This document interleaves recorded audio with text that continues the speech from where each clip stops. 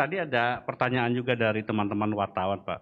Apakah Satgas memprediksi akan ada gelombang cukup besar ke daerah itu, Pak, sehingga kemudian memang pemerintah daerah perlu lebih berhati-hati untuk mengantisipasi lonjakan peningkatan kasus COVID-19? Betul sekali Pak Tommy. Jadi 7 bulan lebih ya COVID, banyak masyarakat yang selama ini tidak berani ke luar rumah, tidak berani keluar kota.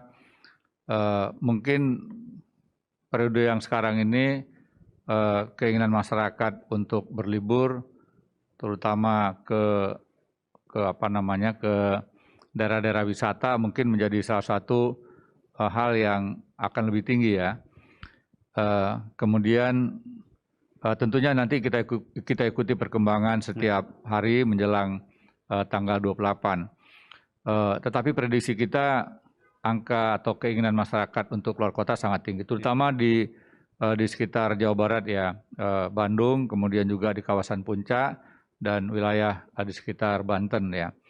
Karena penduduk DKI Jakarta ini jumlahnya 10 juta orang dan keinginan untuk mencari sesuatu yang bersifat alam itu sangat mungkin akan sangat tinggi gitu. Nah, yang perlu kita antisipasi adalah tadi sudah diingatkan oleh Pak Budi ya, informasi dari BMKG, Badan Klimatologi, Meteorologi dan Geofisika. Nah, ini setiap saat BMKG selalu memberikan informasi dan setiap saat kita boleh atau bisa mengikutinya. Kemudian bagi daerah-daerah yang punya potensi banjir bandang, bahkan tanah longsor, ini juga kita minta untuk melakukan banyak hal ya, terutama apel kesiapsiagaan, mengecek perlengkapan, peralatan, kemudian mungkin juga melakukan drill-drill ya. Kita lihat bahwa ada daerah-daerah yang punya kesiapan tinggi, terjadi curah hujan tinggi, lantas ada banjir bandang, tanah longsor, namun tidak ada korban jiwa. Ya, dan kami sekali lagi memberikan apresiasi atas seluruh kerja keras para pimpinan di daerah bersama dengan unsur TNI Polri, para relawan dan juga tokoh-tokoh, terutama tokoh agama dan tokoh masyarakat yang dengan gigih mengingatkan masyarakat. Sehingga ketika banjir bandang terjadi, masyarakat sudah berada di tempat-tempat yang lebih tinggi.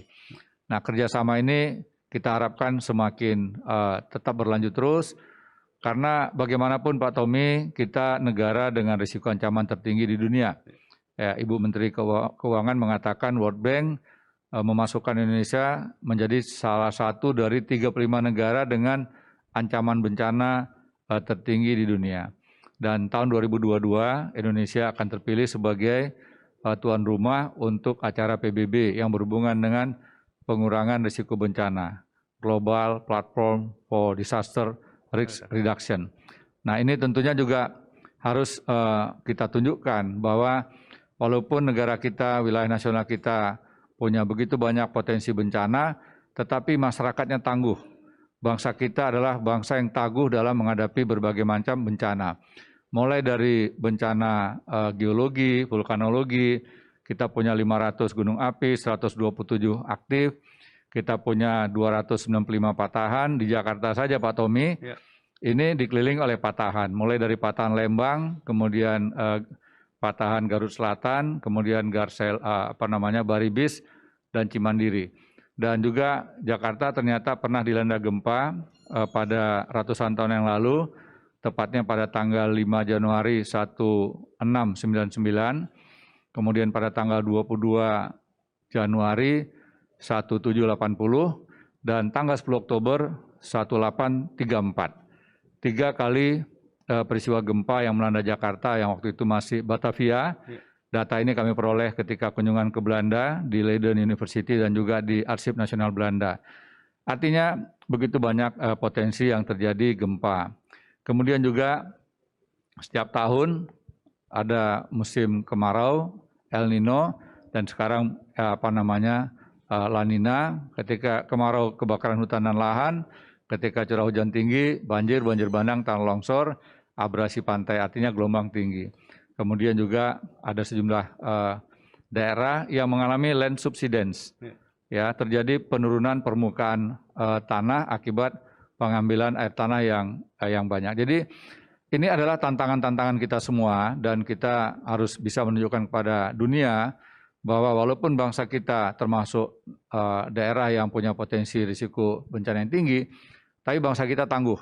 Dan ini harus kita gelorakan terus semangat ketangguhan bangsa kita dalam menghadapi potensi ancaman. Kita tidak bisa menghindar dari ancaman ini, kita harus bisa beradaptasi dan kita juga harus selalu mempersiapkan seluruh masyarakat sampai dengan tingkat yang paling rendah, yaitu keluarga. Nah, ketika semua keluarga ini tangguh, maka otomatis bangsa Indonesia adalah bangsa yang tangguh. Baik.